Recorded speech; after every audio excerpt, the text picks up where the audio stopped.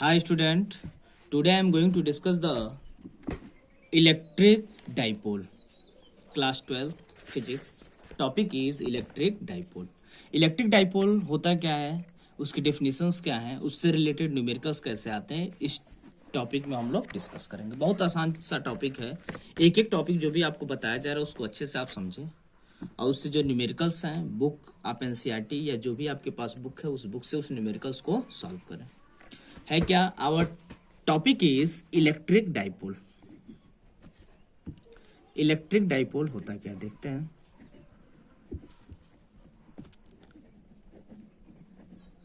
What is the electric dipole? A pair of equal and opposite charges that are separated by a shortest distance is known as electric dipole.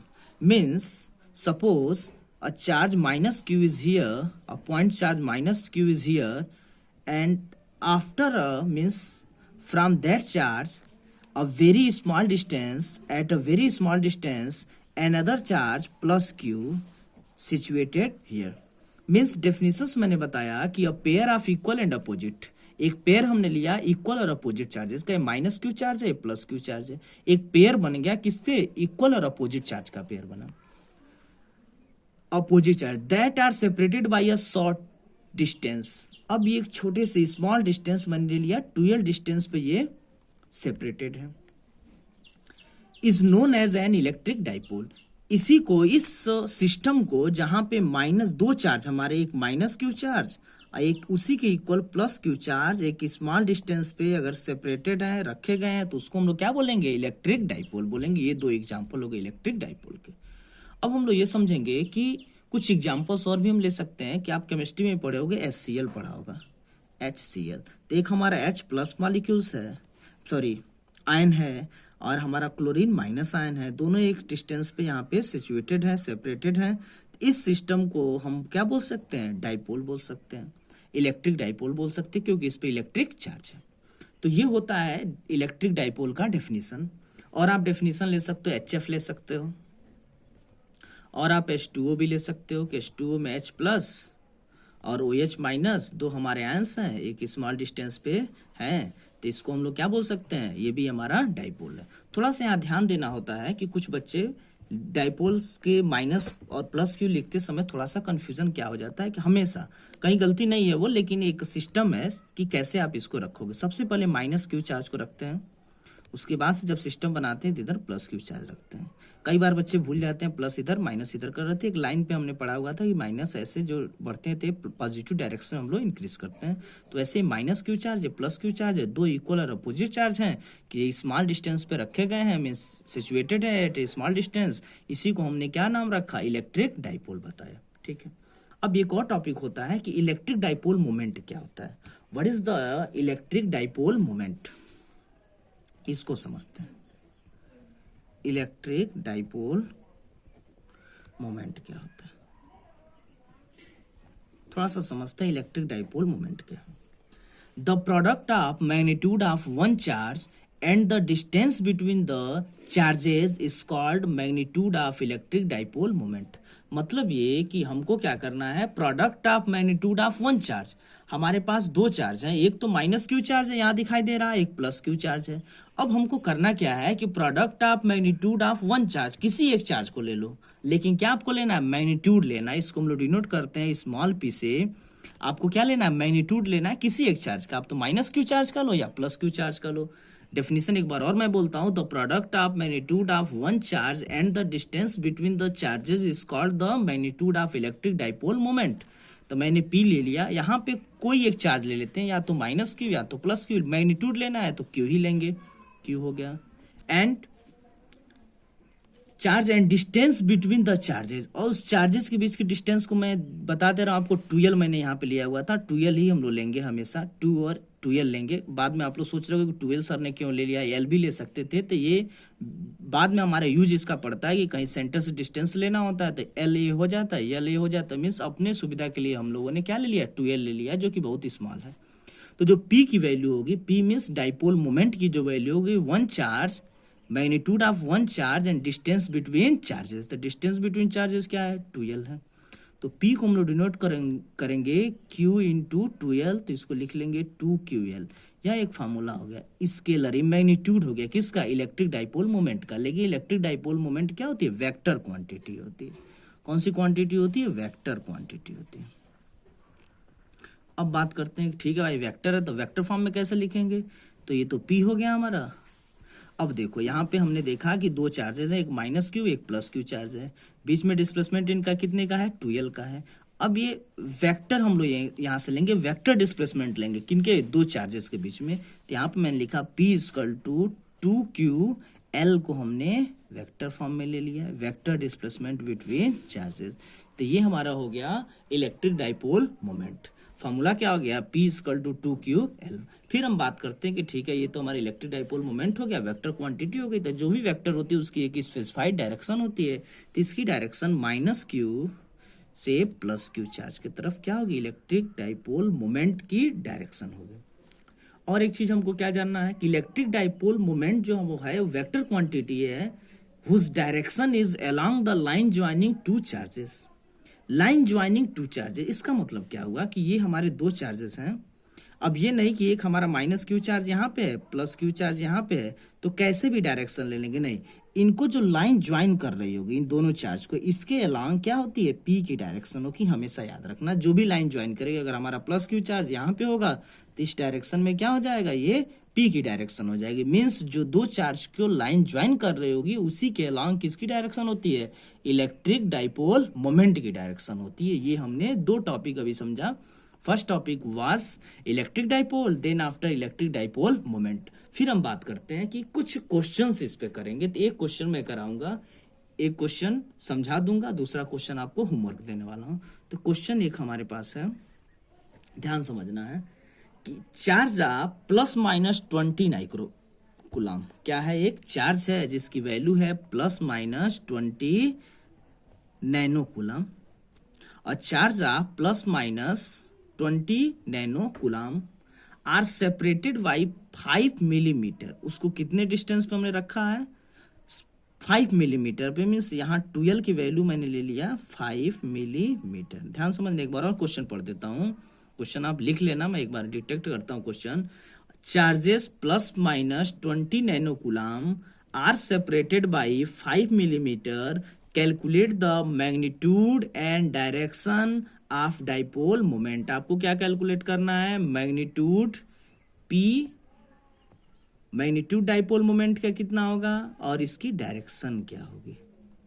ध्यान समझना, दो charges हैं, एक हमारा minus 20 nano coulomb का यहाँ charge है, ये चार्ज है, यहाँ से 5 मिलीमीटर पे, कितने मिलीमीटर पे, 5 मिलीमीटर पे एक प्लस 20 नैनो कूलम का चार्ज है।